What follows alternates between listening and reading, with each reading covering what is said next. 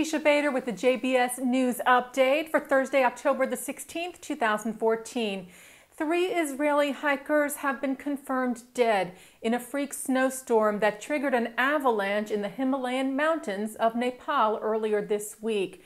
The name of one of the 3 has been released for publication. He is 23-year-old Agam Luria from Kibbutz Yifat in the Galilee. The blizzard left at least 25 people dead, including the 3 Israelis. A 4th Israeli is still unaccounted for. 12 Israelis have been rescued. None are said to be in life-threatening condition. Searches in the area continue for the approximately 100 people who remain missing. A senior Hamas official said today that indirect ceasefire talks between Hamas and Israel will begin again at the end of this month. Musa Abu Marzouk said that during these talks, the issue of a prisoner exchange would likely be raised. In such an exchange, the Palestinians would likely demand the release of security prisoners held in Israeli jails in return for the remains of 2 IDF soldiers killed during Operation Protective Edge. And Palestinian Secretary General Yasser Abed-Rabbo said today that Palestinian leadership is planning to ask the United Nations Security Council to issue a resolution requiring Israel to withdraw to the pre-67 lines in the next few weeks. Abed-Rabbo told reporters that the U.S. administration was trying to cancel or delay the Palestinian appeal to the council, but he said the Palestinian leadership has taken a final decision and we will go to the Security Council soon, adding if the Americans veto or abort the motion, this would not be the end of the process. We will have another chance to go to the Security Council in January 2015. The Jerusalem Post reports that PA President Mahmoud Abbas has said he has no intention of running in any future Palestinian elections.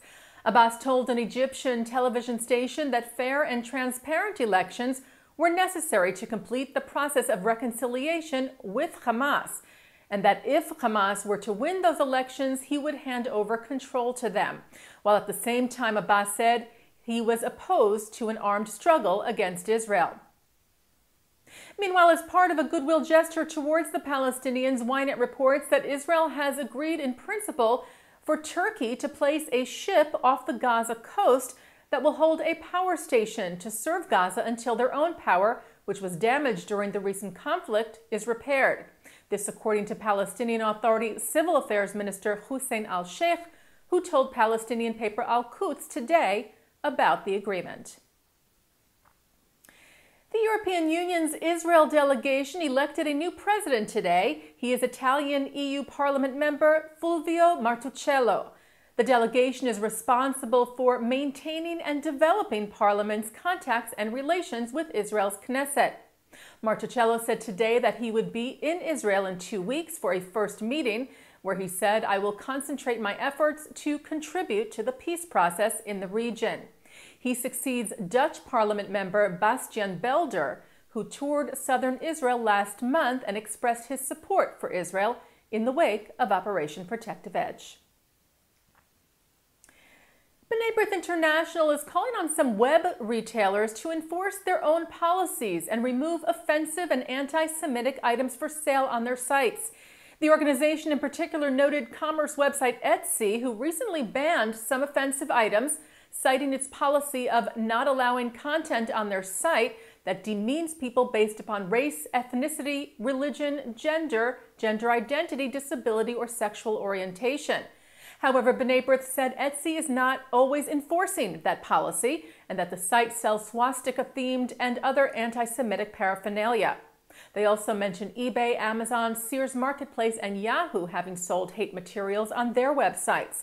The Times of Israel reports that Sears has formally apologized for the items being listed, specifically a swastika ring, and that they were outraged at the item being listed. Sears said, "We sincerely apologize that these items were posted to our site and want you to know that the ring was not posted by Sears but by independent third-party vendors." They removed the items, as did Amazon.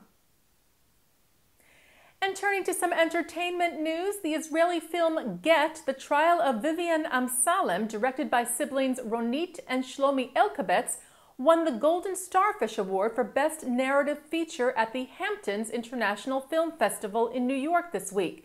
The film already won Israel's top honors and will be the Israeli entry for consideration in the Best Foreign Language Film category for the 87th Academy Awards.